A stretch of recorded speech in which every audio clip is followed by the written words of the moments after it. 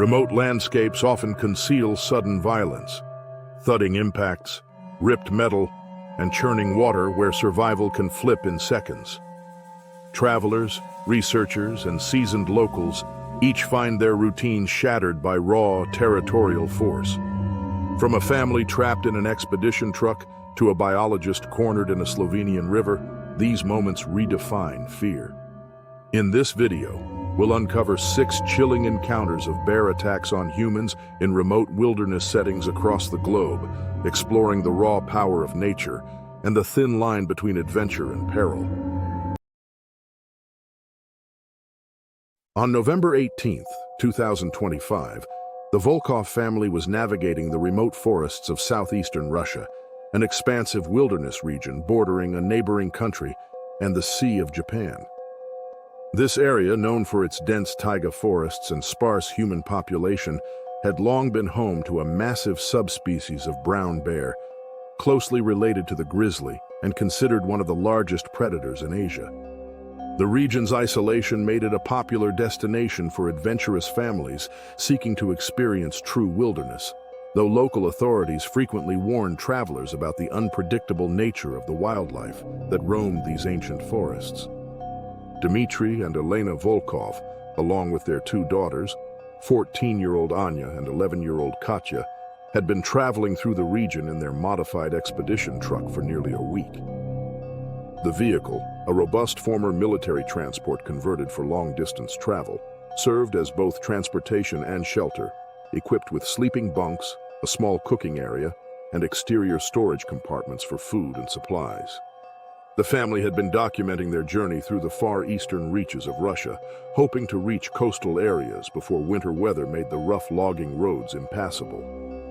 That evening, Dmitry chose to make camp beside an abandoned logging spur, roughly 40 kilometers from the nearest settlement. The location seemed ideal, situated on relatively flat ground with a clear view of the surrounding forest. The family prepared a simple dinner inside the truck, unaware that strong winds sweeping through the valley were carrying the scent of their stored food from an exterior hatch they believed had been properly sealed. The oversight would prove catastrophic. Shortly after midnight, Anya awoke to the sound of heavy footsteps circling the truck. Through the small window above her bunk, she glimpsed a massive silhouette moving in the moonlight. The Ussuri brown bear, later estimated to weigh over 600 kilograms, had picked up the food scent from nearly a kilometer away and tracked it directly to their camp. She immediately shook her father awake, signaling the presence of the bear outside.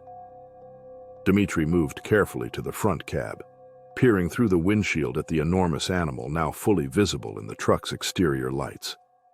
He had encountered bears before during previous expeditions, but never one of this size, and never this close to their vehicle. Elena joined him, and both parents attempted to remain calm while their daughters watched from the bunks. The bear circled twice more before rising on its hind legs and pressing massive paws against the truck's side panels, rocking the entire vehicle hard enough to knock supplies from shelves and send cooking utensils clattering to the floor. The family remained silent, hoping the bear would lose interest and wander away. Instead, the animal grew more agitated, likely frustrated by its inability to reach the food source it could clearly smell. The bear began striking the reinforced side door with tremendous force, each blow creating metallic thuds that echoed through the confined space. Dmitry attempted to start the engine, thinking he might be able to drive away, but the truck's battery had been disconnected earlier in the evening to conserve power, and reconnecting it would require stepping outside. The assault on the door continued for what felt like hours, but was likely only 20 minutes. The door's latch, weakened from years of use on rough terrain, began to give way under the relentless impacts. Elena moved Katya toward the rear of the truck, attempting to put distance between her youngest daughter and the door. Dmitry positioned himself near the entrance, holding a heavy flashlight as his only defense, fully aware of how inadequate it was against an animal of this size. When the latch finally failed, the door burst inward with shocking force. In the chaos that followed, Anya reacted instinctively, crawling into the narrow crawl space beneath the rear bunk, where the truck's original storage compartments had been partially removed during the conversion. The space was barely large enough for her thin frame, dark and claustrophobic, but it offered the only protection available. She pulled a loose panel partially closed behind her, wedging herself as far back as possible. From her hiding spot, Anya heard terrifying sounds as the bear forced its way into the main compartment. The animal was too large to fit through the doorway easily, but its determination was absolute. She could hear her mother calling out, her father attempting to intervene, and Katya crying out in fear. The truck rocked violently as the bear moved through the confined space, its massive body knocking against walls and ceiling. Supplies crashed to the floor, glass shattered, and metal bent under the animal's weight and fury. The attack seemed to last forever, though Anya later estimated it continued for perhaps 15 minutes before the sounds changed. The bear's movements became less frantic, more methodical, as if it had accomplished whatever goal had driven it inside. She heard the animal exit the truck, its heavy footfalls receding into the forest, though it returned twice more during the night, each time spending several minutes investigating the vehicle's exterior before departing again. Anya remained in her hiding place for nearly 3 hours after the last sounds of the bear faded, too terrified to move, her body trembling uncontrollably in the cramped darkness. She repeatedly called out to her family but received no response. As dawn approached, she finally forced herself to emerge, immediately confronted by a scene she would never fully process or forget. When rangers arrived the following afternoon, alerted by the family's failure to check in at a scheduled communication point, they found Anya sitting outside the destroyed truck, cold, suffering from shock and various injuries sustained during her desperate crawl to safety, but alive. She had wrapped herself in a torn sleeping bag and was able to provide rangers with a detailed account of the night's events, information that would prove crucial for subsequent wildlife safety protocols in the region. The incident sparked intense debate about expedition travel in remote bear territory and the adequacy of vehicle modifications designed to protect against wildlife encounters.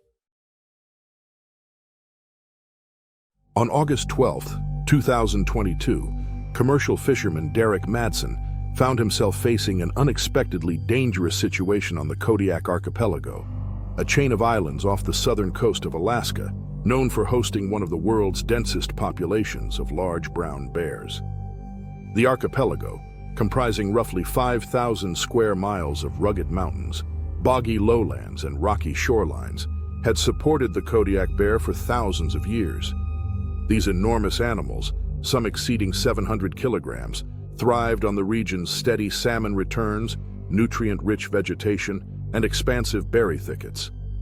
Because the islands remained lightly developed and sparsely populated, encounters between people and bears were relatively uncommon. Yet any interaction carried significant risk due to the animal's immense size, strength, and unpredictable behavior. Derek had been fishing in these waters for nearly 15 years, operating a small crab fishing venture that supplemented his income during the periods between larger commercial seasons. On that particular morning, he noticed an extremely low tide, one of the lowest recorded on the tide charts for the year. The unusual drop in water level exposed large portions of reef that normally rested underwater, creating temporary land bridges between outcrops and uncovering tide pools crowded with marine organisms. While checking his gear from his skiff, Derek realized that one of his crab pot lines had snagged on the newly revealed reef. The heavy metal trap sat exposed roughly 200 meters from where his vessel was anchored in deeper water. Estimating that he had no more than 45 minutes before the tide reversed and began to rise, Derek decided it was worth retrieving the valuable trap rather than sacrificing it. He radioed his deckhand, Marcus, who was working another section of coastline, informing him of the situation and estimating that he would return within the hour. With rubber boots on and a gaff hook in hand, Derek stepped onto the slippery reef. He moved carefully across the uneven terrain, navigating over kelp-laden stones and around tide pools deep enough to cause injury with a single misstep. Each movement required deliberate caution, as barnacle-covered rocks could slice skin or shift unexpectedly under his weight. About halfway to the trap, Derek spotted something that filled him with immediate dread. Embedded in a patch of wet seaweed were enormous bear tracks, each measuring nearly 30 centimeters across, with long claw impressions etched into the soft surface. The tracks glistened with moisture, water still filling the depressions, signaling that the bear had passed through only minutes before. Derek froze, scanning the irregular landscape for movement. The Kodiak bear appeared suddenly from behind a large boulder roughly 40 meters ahead. For a brief moment, the sight was so unexpected that Derek questioned whether he was interpreting what he saw correctly. The animal was colossal, its shaggy brown coat dripping seawater as it maneuvered across the reef. It was clearly taking advantage of the extreme low tide to search for stranded fish, crabs, and other marine creatures trapped in the exposed tide pools. Man and bear locked eyes for several seconds, each seeming momentarily startled by the other's proximity. Derek calculated his options with rapid urgency. Returning to the skiff required retracing his steps across open reef with no available shelter and no hope of outrunning an animal of such size. Moving toward the crab trap meant approaching closer to the bear. Remaining still offered no certainty of safety.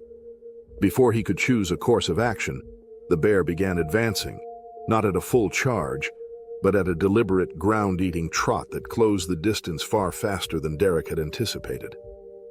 In his attempt to back away, Derek slipped on a patch of kelp and crashed onto his hip and elbow, a sharp bolt of pain radiating through his side. He pushed himself upright, shouting and raising the gaff hook in a desperate effort to appear larger and more threatening. The bear paused briefly near a cluster of tide pools, distracted by movement in the water, granting Derek several precious seconds to increase the distance between them. He slipped again, slicing his hand open on a barnacle-encrusted rock, blood mixed with cold seawater as he regained his footing. The bear resumed its approach, emitting deep huffing sounds that signaled a mixture of curiosity and possible aggression. Desperate for anything that might slow the animal, Derek grabbed a bright orange buoy attached to the trap line and hurled it across the rocks.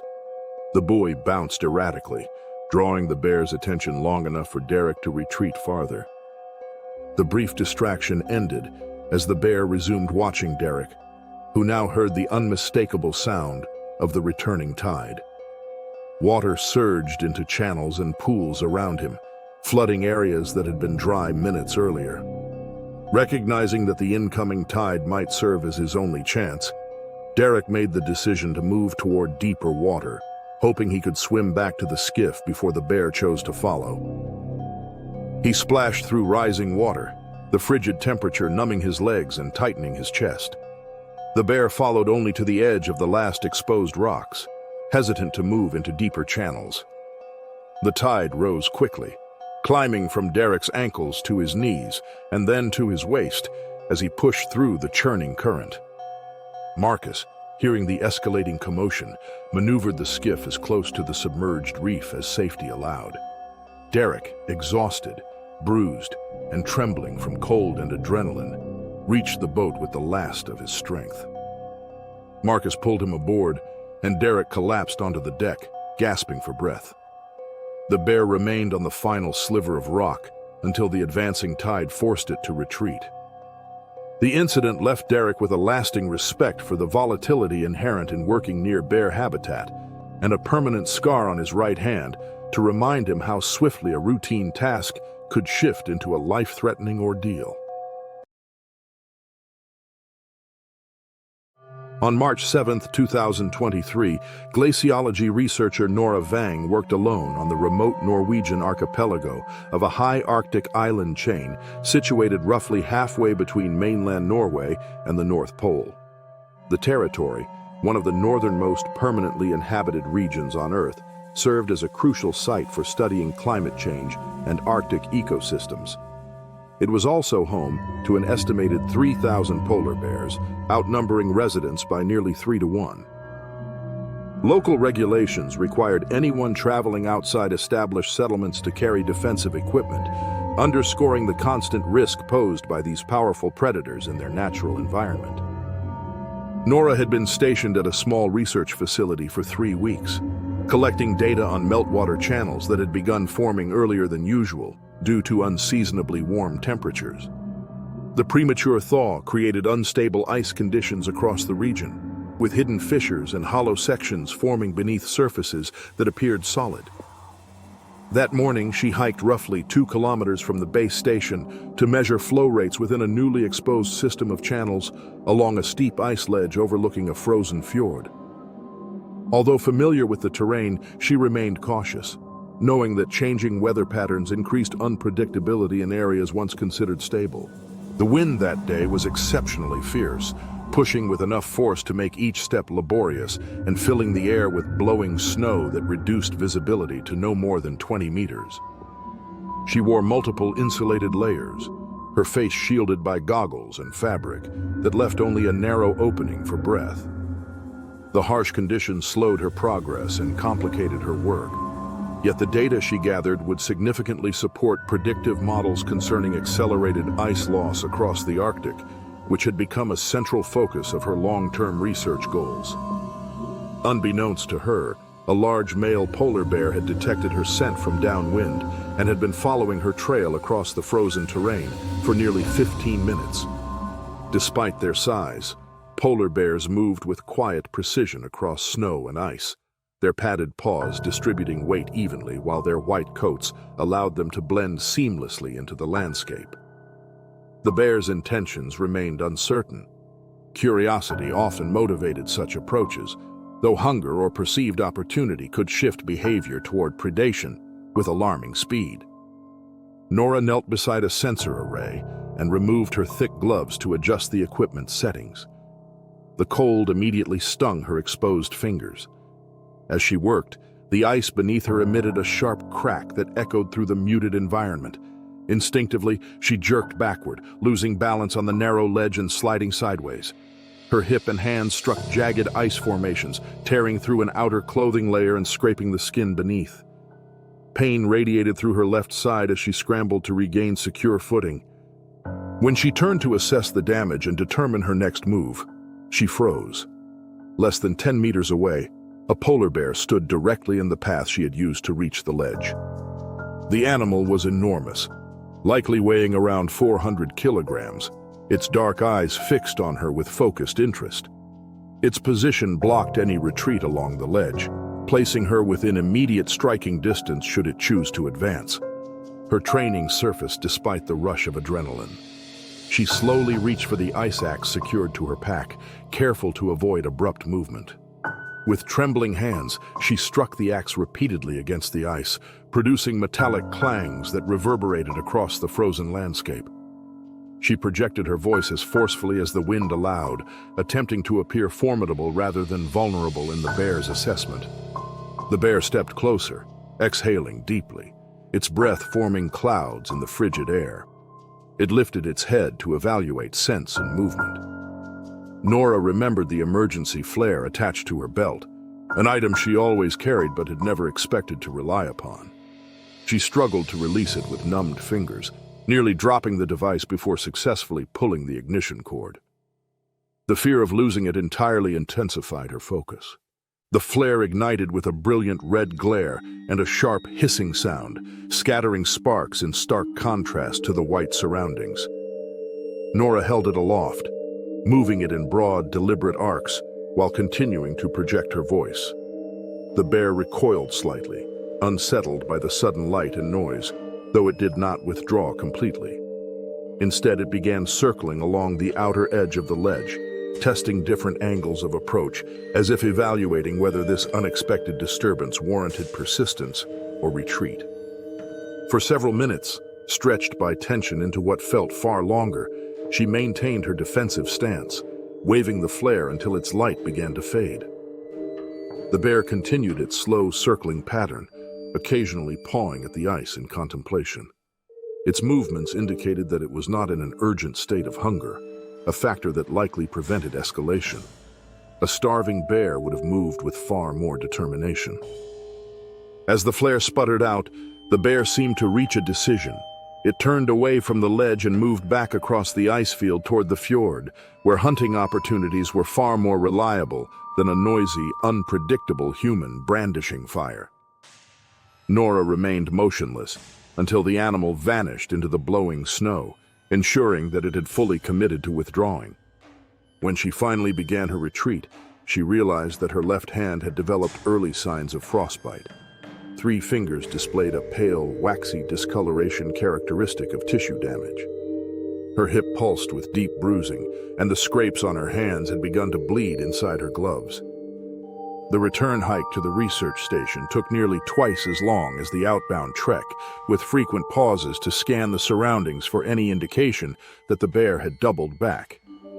The incident left her with lasting nerve damage in 2 fingers and a reinforced respect for the inherent danger of Arctic fieldwork, where familiar terrain could transform into a life-threatening landscape within moments. It served as a reminder that even routine scientific tasks demanded vigilance in a region where environmental extremes and wildlife behavior shaped every outcome. On October 23, 2024, 3 experienced backcountry skiers ventured into the Beartooth Mountains of south-central Montana, a rugged and sparsely traveled wilderness characterized by extreme elevation changes, early-season storms, and rapidly shifting temperature patterns. The range, with summits surpassing 3,600 meters, offered some of the most demanding terrain for early-season skiing, attracting those who sought steep slopes before winter storms fully settled in. However, the area was also prime habitat for large grizzly bears, and recent wildlife reports had noted unusual bear movement at lower elevations. A poor berry crop that autumn had forced the animals to search more aggressively for alternative food sources prior to hibernation, increasing the potential for encounters with humans. Lucas Hayes, a 32-year-old ski instructor based in a nearby city, had organized the excursion with his 2 friends, Kendrick Thorne and Isabel Morrow, both seasoned backcountry travelers familiar with the risks of high-altitude terrain. The trio reviewed weather forecasts and avalanche bulletins the evening before and prepared rigorously for the technical demands of their route. Yet despite their planning, they had not fully accounted for the heightened likelihood of bear activity during this transition period, when bears became increasingly unpredictable due to diminishing food availability. The group began ascending at dawn, following a narrow forested approach trail. They moved uphill steadily using climbing skins, the forest eventually thinning as they edged closer to exposed alpine slopes.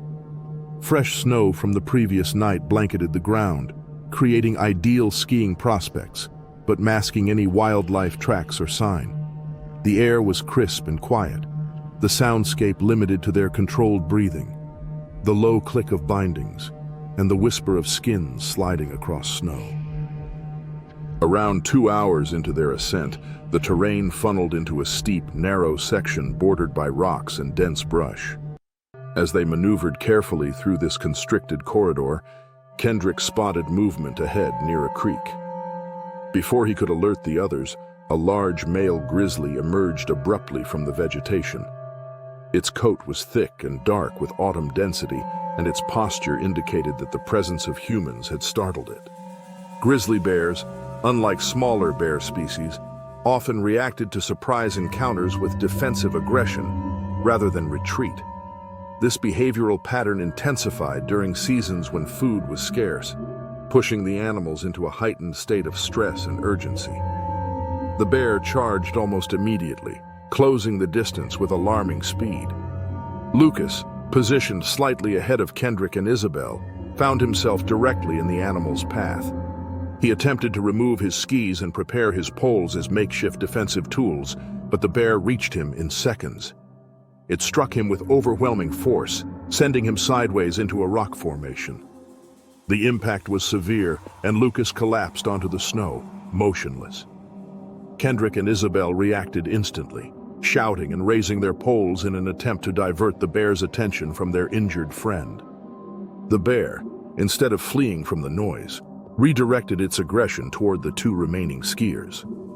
Kendrick moved forward deliberately, using his ski pole to create a barrier and jabbing toward the bear's face. Isabel positioned herself on the opposite side, hoping to fracture the bear's focus through movement and noise. The bear struck Kendrick's shoulder with a sweeping blow, spinning him and raking through his jacket, leaving deep lacerations. Isabel received a glancing swipe to her arm that knocked her into deeper snow, momentarily robbing her of balance and stability. For several chaotic minutes, the confrontation continued in a terrifying sequence of motion, noise, and instinctive reactions. Lucas lay unmoving near the rock outcrop, his injuries critical. Kendrick fought through the pain in his wounded shoulder, repeatedly placing himself between the bear and Lucas. Isabel struggled to access the bear spray stored in her pack, her injured arm limiting her ability to maneuver the safety mechanisms quickly. The bear eventually focused again on Lucas, seemingly identifying him either as the source of the initial disturbance or simply the least threatening target. Kendrick made repeated attempts to intervene, striking the bear with his ski pole hard enough that the aluminum shaft bent and snapped. Despite his efforts, the bear launched a sustained assault on Lucas. The attack lasted perhaps 90 seconds, though to Kendrick and Isabel it felt far longer, each moment an agonizing measure of helplessness. When the bear finally retreated, it moved back toward the creek, pausing briefly before disappearing into the surrounding forest. The sudden silence was jarring. Kendrick and Isabel rushed to Lucas's side, discovering injuries far beyond what their limited supplies could treat. They attempted first aid with what they had available: bandages, pressure wraps, and thermal layers, but Lucas never regained consciousness. Recognizing the severity of the situation, Isabel activated their emergency satellite beacon, initiating a rescue response.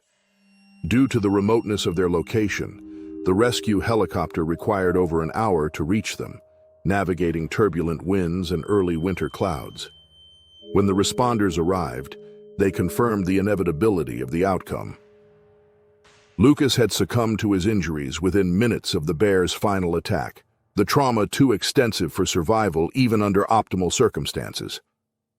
Wildlife officers investigating the area the next day found signs that the bear had been feeding on salmon, remains near the creek. The officers concluded that the bear likely viewed the skiers as a threat to a crucial pre-hibernation food source, or reacted defensively to a sudden, close-range encounter. The incident prompted wide discussion within the backcountry skiing community regarding the elevated risks of autumn travel in Grizzly country. It served as a stark reminder that even experienced groups with proper gear and preparation remained vulnerable to sudden wildlife encounters, particularly during seasons when bears were under intense biological pressure and more prone to aggressive responses. On September 19, 2024, solo paddler Jordan Lee traveled through a remote wilderness canoe region in northern Minnesota, an expanse of more than 400,000 hectares of interconnected lakes, dense forest, and winding waterways. The area had been protected from development for decades, creating an environment where wildlife thrived with minimal human intrusion. Black bears were especially common, with several thousand believed to roam the region, supported by seasonal berry crops, fish spawning cycles, and the low level of human activity compared to more heavily visited outdoor recreation areas. Jordan, a seasoned wilderness guide with over 10 years of solo paddling experience, had taken a week away from his guiding work to scout new late-season brook trout locations. During autumn, these fish concentrated in shallow creek channels, making them easier to locate but requiring travel through tight, twisting stretches of water. Fallen logs, low branches, and natural choke points made the narrow waterways challenging to navigate. Although such areas promised excellent fishing, they also limited visibility and left little room for sudden evasive maneuvers, factors that would become significant later in the day. That morning, Jordan was working his way upstream along an especially narrow creek. Water levels were unusually low after a dry summer, leaving many streams running at half their typical depth. Moss-covered logs rested across the banks, some partially submerged and functioning as natural barriers that slowed the current and created deeper pools where trout tended to gather. Jordan had set several small fish traps the previous afternoon and was methodically retrieving them while noting which locations appeared most productive. As he leaned forward to lift his third trap, he noticed subtle ripples spreading across the surface near the left bank, patterns inconsistent with the creek's gentle flow. Before he could evaluate the disturbance, a large black bear pushed through the underbrush and appeared at the water's edge. The suddenness of its arrival and its proximity startled him so intensely that for a moment he questioned whether he was imagining it. The animal was massive, likely exceeding 180 kilograms, and its glossy coat reflected excellent health and strong access to seasonal food sources. Instead of retreating, the bear moved directly toward the bank where Jordan's canoe floated. Although black bears were known for their tendency to avoid humans when possible, they could become dangerous when startled or when competing for food. This bear appeared intently focused on the fish trap Jordan had just lifted, which contained several trout still writhing inside the mesh. The bear lunged onto a large fallen log that extended from the shoreline into the creek. The log served as a natural bridge, though it shifted slightly under the animal's weight. When the bear landed on it, the impact sent a surge of water toward the canoe. Jordan, already leaning forward, was unable to correct his balance in time. The canoe rolled and overturned, plunging him and his equipment into the frigid creek. Shocked by the sudden immersion, he sank below the surface, disoriented and struggling to process what had happened. His shoulder struck a submerged branch, and his leg scraped against hidden rocks, both injuries leaving bruises and bleeding scratches that he would not fully assess until much later. Jordan resurfaced, gasping for breath, and grabbed the canoe as it drifted downstream upside down. Using the overturned hull as a barrier, he searched for the bear. The animal had moved farther along the fallen log and was now swiping at the water where the trap had dropped, clearly seeking the trout.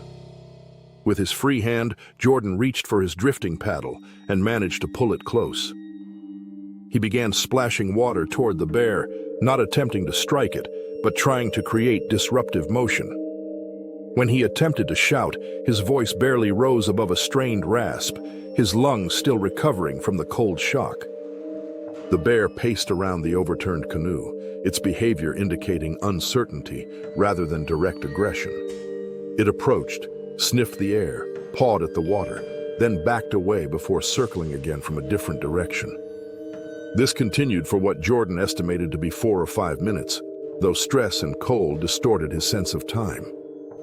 His hands were losing feeling rapidly in the chilly water, and he knew hypothermia would become a serious threat if the situation persisted.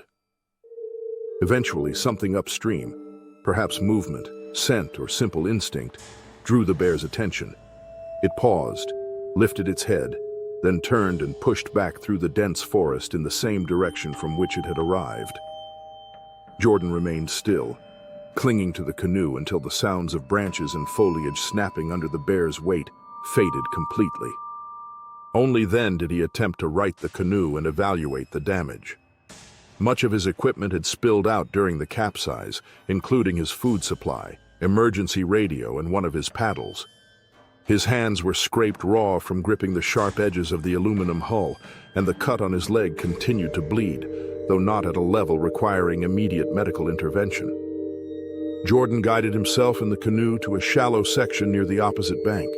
His entire body shook from cold and delayed shock. The process of draining water from the canoe, gathering what gear he could find, and generating enough warmth to safely resume paddling took close to an hour.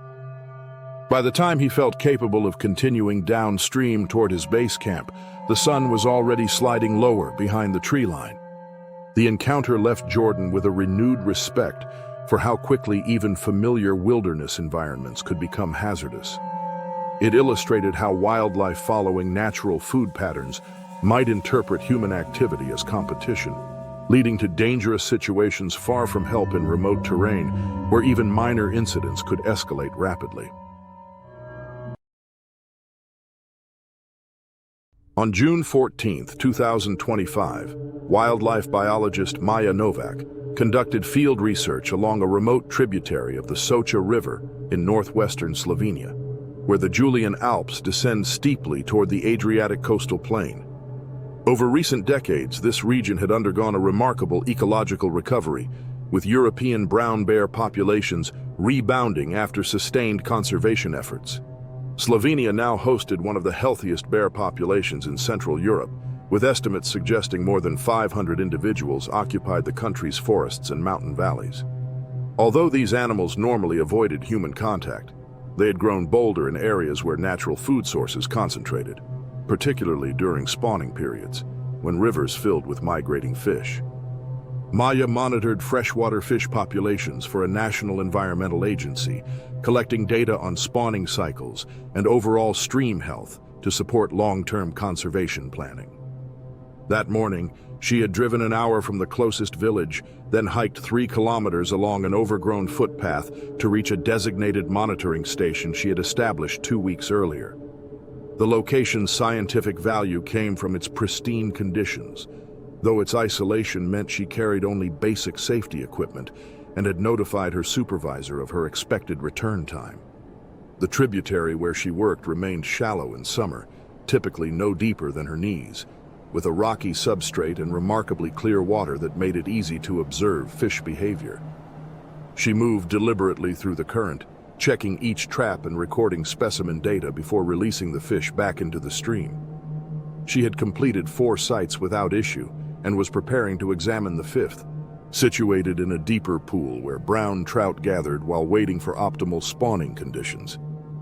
Unbeknownst to Maya, a large male brown bear had been following the same river corridor. The animal, roughly 200 kilograms in weight, had learned through repeated seasonal experience that spawning fish offered a concentrated energy source with far less effort than foraging or pursuing mobile prey. It had caught the scent of fish associated with Maya's traps and the bait she used, and was now moving downstream, drawn steadily toward her position. Maya first became aware of the bear when she heard a tremendous splash upstream, followed by the unmistakable sound of water being violently displaced. She turned quickly and saw the large animal plunging into the tributary no more than 20 meters away. Its posture suggested it was focused on something in the water rather than on her, but its presence triggered immediate fear. She instinctively stepped backward, her boot catching on a submerged rock she had overlooked while focusing on her work. She fell hard, hands bracing against jagged stones lining the stream bed. Sharp pain shot through her palms as layers of skin tore. Her right ankle twisted under her weight as she landed, rolling painfully before she managed to sit upright in thigh-deep water. Thin red trails from her cut hands dispersed quickly in the river's current. By now, the bear had noticed her. Its head swung toward the disturbance as it reassessed the environment. It moved through the water with surprising fluidity for such a massive creature, and Maya watched anxiously as it approached the small cooler she had placed on a partially submerged rock. The container held fish specimens and used bait, both strong scent sources that immediately attracted the bear's attention. Maya began backing away through the water, trying to maintain balance on the uneven riverbed despite the sharp pain radiating from her ankle.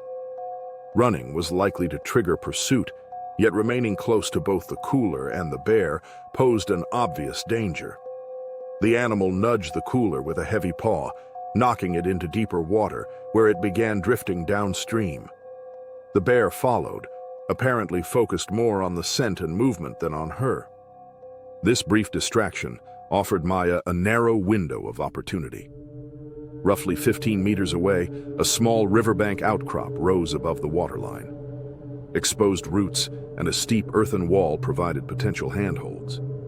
If she could reach it, she would have a higher vantage point and at least a partial barrier between herself and the bear. Each step toward the outcrop sent sharp pulses of pain through her ankle, and her torn palms made gripping anything difficult, but adrenaline pushed her forward. The bear soon lost interest in the drifting cooler and turned back toward the area where the strongest fish scent lingered, the exact spot where she had been working moments earlier. Using this temporary reprieve, Maya pulled herself toward the outcrop, her fingers clawing into mud and roots as she climbed. Once atop the bank, she glanced down to see the bear wading through the river, occasionally lowering its head beneath the surface in search of trapped fish. She remembered the emergency flare in her vest, a safety tool she routinely carried but had never expected to activate. Her cold, shaking hands made the task difficult, but she managed to free the device and pull the ignition cord. The flare ignited with a bright, crackling burst of orange light. At the same time, she blew the emergency whistle attached to her vest zipper, producing a piercing sound that echoed through the narrow valley. The combined stimuli proved sufficient.